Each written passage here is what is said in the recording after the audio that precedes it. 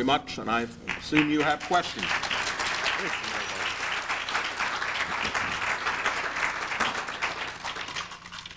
Since we're trying to tape this, if you have questions, please come to one of the microphones so that the tape will pick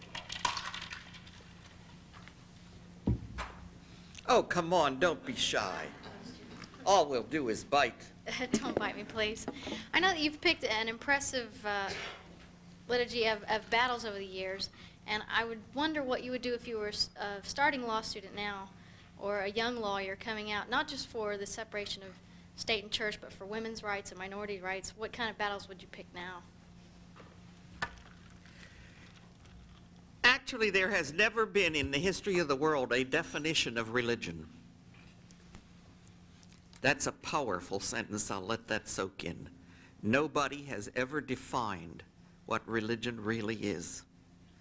And although we gather together a library, which is the biggest library in the world of atheist and rationalist and free thought material, no one has ever defined what atheism is. I am getting out, I hope later this year, a book which defines them both, which speaks to the fact that the women have been the objects used by religion in order to acquire dominance in every culture, in every nation in the world. And I think that the most serious thing that needs to happen is to absolutely secularize education so that it is not saturated with religion, and that the children coming up have a fair chance to look at it, particularly the women, because the women have been the suckers. You are in charge of the next generation, and because you are the ones that are indoctrinated more than the males. I think that the males have a very hard role in religion, and that the role that they have is one that was chosen for them by a very small group of dominant cultural controllers. And I would like to see this information disseminated and then something done actually about education. And that's the first thing. Without the education, we fail. We fail. And we are heading back as fast as we can to the Dark Ages in respect to religion in the United States. I expect that before Newt is done, we will be back to 1600.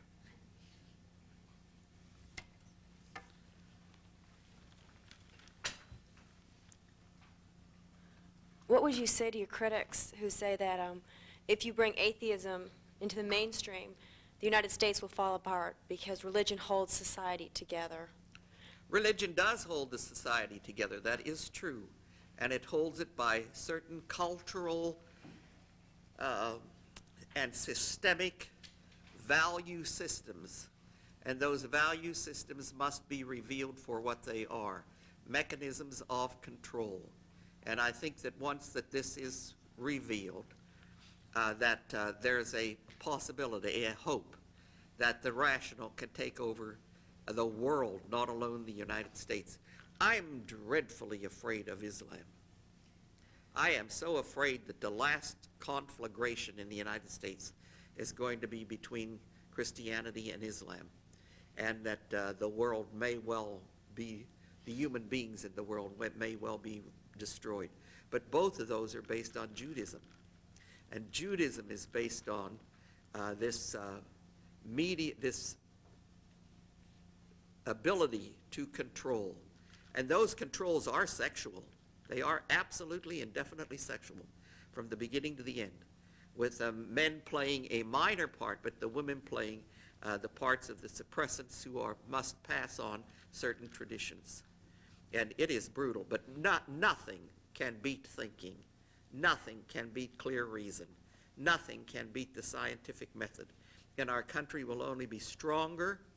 The people in it will be more able to find elastic solutions, and that we might finally come to the prime objective for which the country was put together, and that is what do they say in the Constitution?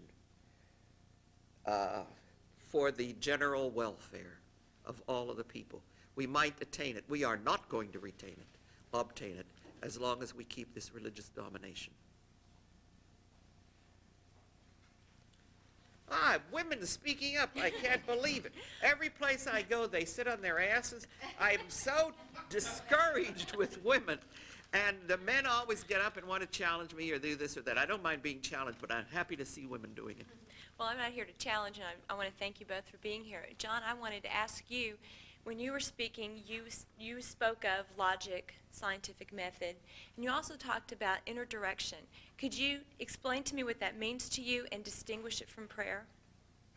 Okay.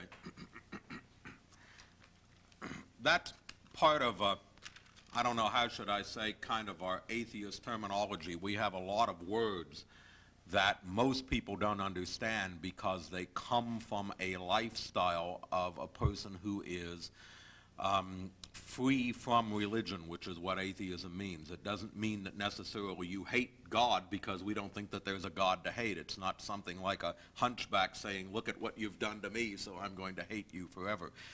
It's that we intellectually feel that religion is not a tenable thing on which to base your life. And where that inner direction term comes is that basically religion, all of the world's religions, teach what's called outer direction. That is, they teach that you as an individual are incapable of guiding your life with your own intelligence, your own thinking, your own problem-solving methods, that at some point you must seek assistance from something outside of yourself that is a higher thing on some kind of an imaginary higher plane that, like I said, is a he, she, it, or them, depending on which kind of religion it is. And that there must be a communication there where you're going outside of yourself. And as atheists, we say no, we're inner-directed. We know that the only person that can solve your problems for you, you see in the mirror. That you have to do it yourself and with those human beings around you. Your family, your peers, your children, the people you interact with every day, that you have to go about your life and you have to make yourself what you are and you have to solve your problems and you have to take on the good with the bad, that you can't rely on some kind of ephemeral help from somewhere, and that's what we mean. And we think that children should be taught that they are worth something, that they are self-sufficient, that they do have dignity, that they have an ability, any child, to use their intelligence to do what they need to do. I had a mathematics teacher, I remember, in junior high or something, that used to teach us all the time something that I'll never forget, which is a good answer to your question. She said, she was a woman in the mathematics class. She said, I don't really care if you don't get the right answer to a lot of the problems, that what I want you to learn is the logic of how to set up the equation. That is, how to take the variable you're trying to find and set up the other parts of the equation so that you just have one variable left, and then you find that. And if your math is wrong, if you're off by a point here or something, or you do the calculations a little wrong, I'm not so concerned with that, as long as you learn the logical steps of how to set up the problem to be solved. And she said, that's what's most important. And that's one of the things I've learned from a life perspective that's most important. As long as you learn how to set up the problem-solving mechanism, you might always not come out with the right answer, but that's where you need to go, and that's what we mean, and that's what we think education should be a very valuable part of that. I want to add one more thing to that, one other component, and that is this. Every single person here has the same disease. Every single one of you. There isn't a one of you who is missing it. You all, from time to time, or quite frequently often, feel inadequate. You feel inadequate with your personal relationships. You feel inadequate with your sexual partner. You feel inadequate vis-a-vis your professor. You feel inadequate in regard to the things. You all have this personal inadequacy. Where in the hell do you think it came from? As soon as you were born, you were taught that you are no damn good. You were vigorously indoctrinated into the idea that you couldn't make your own decisions. That you're a sinner. You must turn to God. You must seek help through prayer. That somebody, no, everybody, God knows better than you do. That the answer is outside of yourself. It's outer directed. It comes to you. And atheism teaches everybody to repudiate that. There is no reason in the world that you should feel inadequate about anything. You know, if he doesn't have an orgasm, why, or he has premature ejaculation, that's not your fault. You know, shake it off, let it go. And the same with every other thing. The same with every other thing. I use sexual jokes all the time because all of you people are young and vigorous yet, and I remember the day. But this is the important thing with your inner direction, with your getting rid of your feelings of personal inadequacy constantly, with standing up for yourself, think for yourself, so you make mistakes. So what? What's a mistake? Back up and do it over again. But I'll tell you what you shouldn't do. You shouldn't go into a little box and say, "Oh, Father, I have sinned." Because what has he got to do with it? You know, he can't forgive you. If you've sinned, quote, if you've made a mistake, we say, go to the person that you made the mistake with and say, "Hey, mea culpa. You know, I screwed this thing up pretty good. And let's straighten it out again. And let's get started all over again and go from the beginning." And that's the only way to be a mature, thinking adult who is outreaching, understanding, and capable of mastering their own lives. You don't go and say to somebody else, "You forgive me." He can't. He can't. That's none of his business. So we're trying simply to say to you, make your own decisions, do your own things, gain as much education as you possibly can, review as much history as you can, because history is our lesson. Do whatever you can to educate yourself, and you'll make out all right. Any other questions?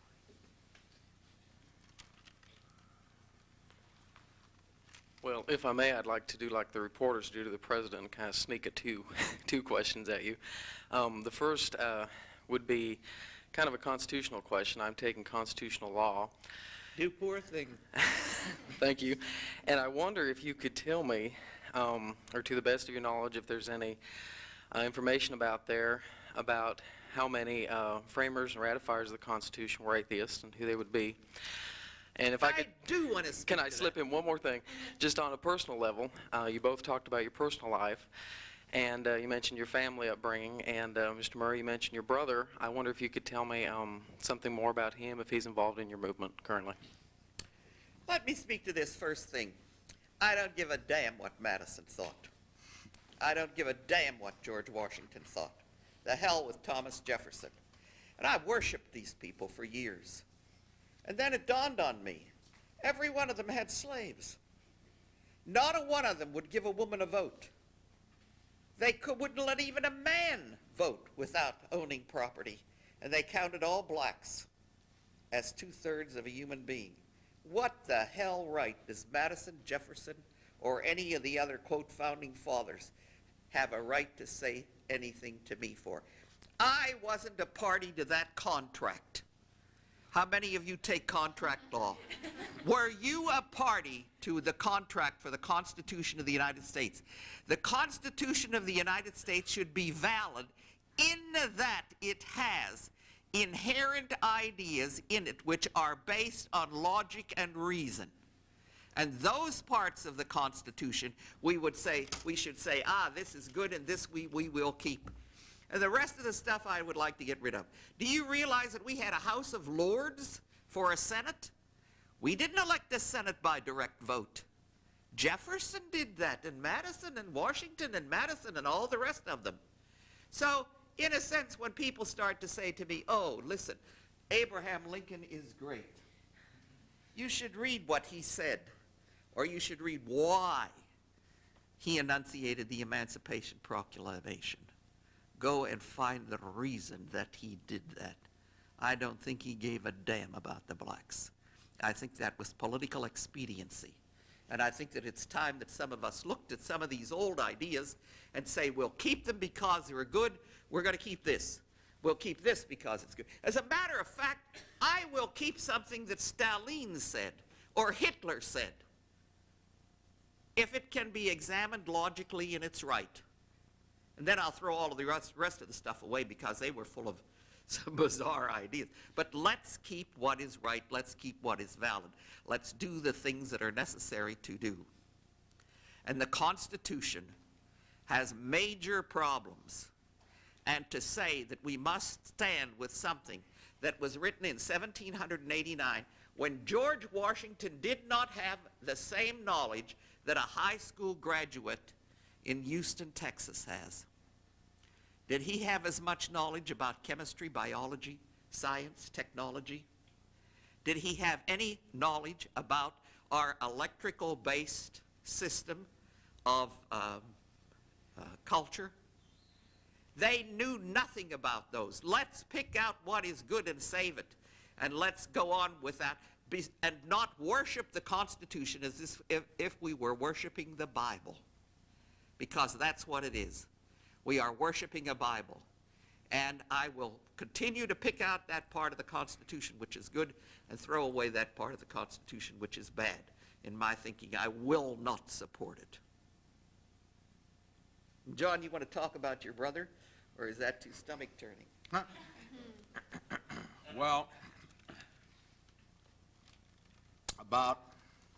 has it been 10 years? I'd say probably, at least about 10 years ago. 15. Maybe 15 years ago now.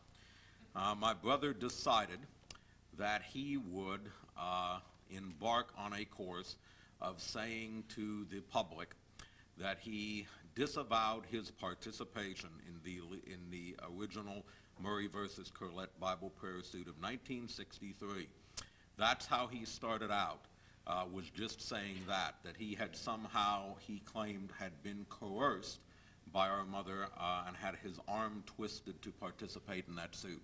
That wasn't the case at all, because our family would have never become involved in that, actually, probably, except for him. He was the one who came home and absolutely insisted, this is hypocritical, what am I doing, why am I being forced to say this when we're atheists, you know? Mother, can't you do something about this or help me do something about it?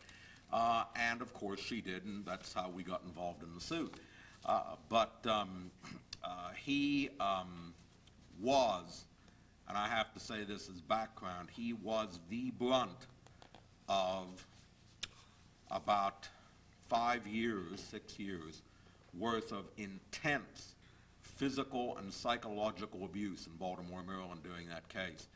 That came at the most awkward time that it could come for a young male anyway, which is the whole puberty thing. The whole dating, starting to shave, being on the lacrosse team at school, all of this kind of stuff. And right in the middle of all of that, he was beaten up on almost every 2 or 3 day basis. He had his broken nose set 2 or 3 different times.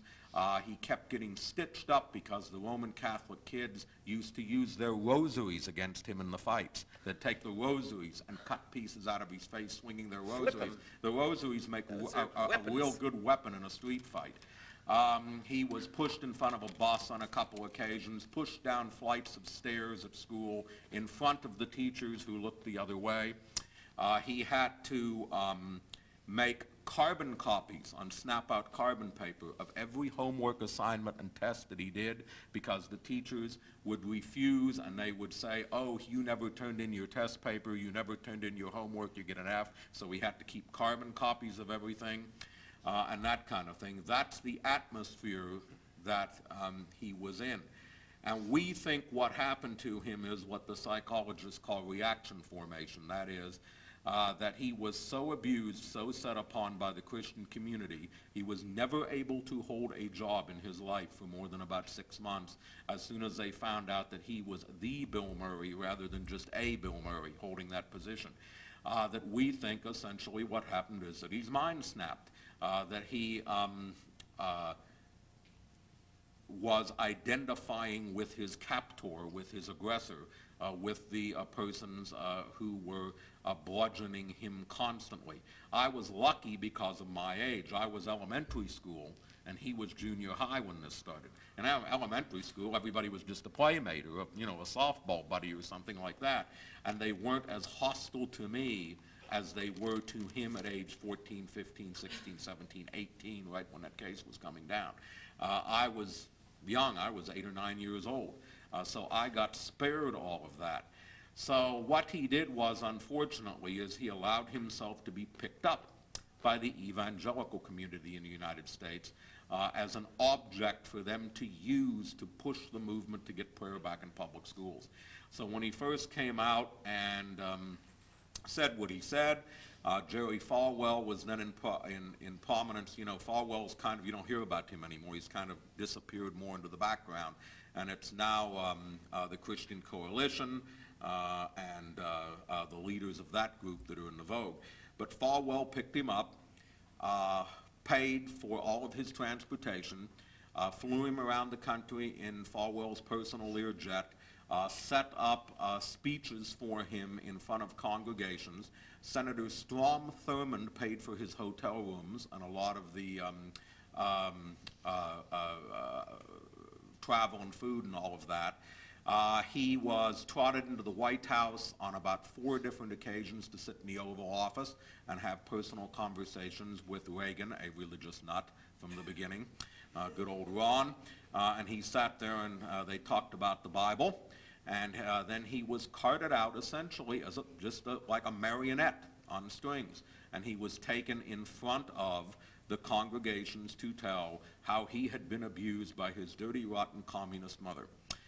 His line is that she was taking direction by phone calls directly to our house from Khrushchev, and that we had money coming in rubles. I don't know what we were supposed to do with the rubles, directly into the bank account in Baltimore, Maryland to pay our attorney, and that this is what, if you go to hear him in a church, he will say that it was all a communist plot, that she was involved with the Fair Play for Cuba Committee in Baltimore, Maryland, of which we didn't know we didn't even know there was a committee like that in Baltimore, Maryland, at that time during the Bay of Pigs invasion and all of that. There never has been. But at any rate, he published a book which was ghostwritten. It's pretty easy, having grown up with him, to know that he didn't write that, which was of the mommy dearest genre, against his mother, claiming all these horrible things that never actually happened in our family, never actually were done to him at all, were done to him. For example, one of the primary lines in the book is that my grandfather, her father, was a drunkard. My grandfather was a teetotaler and never drank anything but his cup of coffee black, and smoked his Camels without filters, sitting there at the coffee table in our kitchen. He just didn't like the taste of it, any kind of alcohol. He never drank it in his life. And the book is full of those kind of things. It was picked up by the largest publisher of Bibles in North America, Thomas Nelson out of Tennessee, and they have printed millions and millions of copies in both paperback and hardback.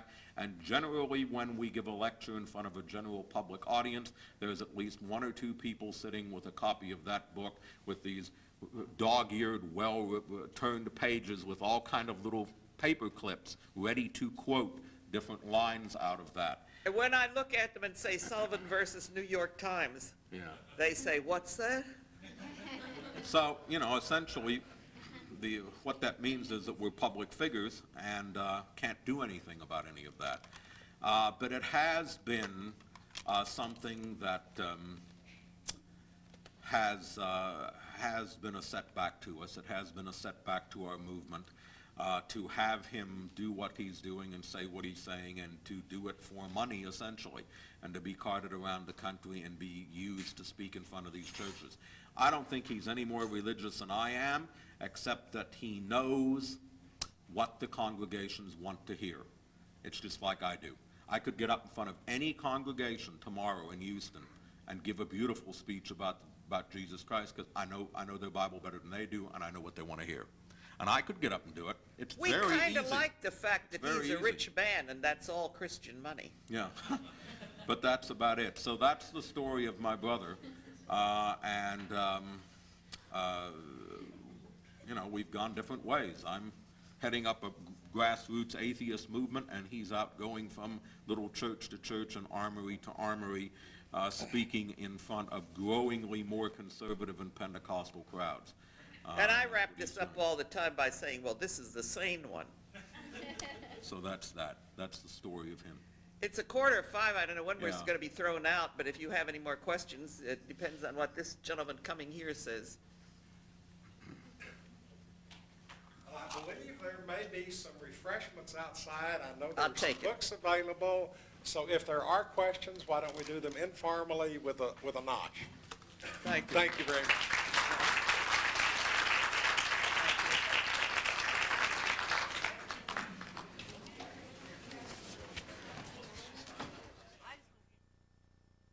Brunch room. They're all kind of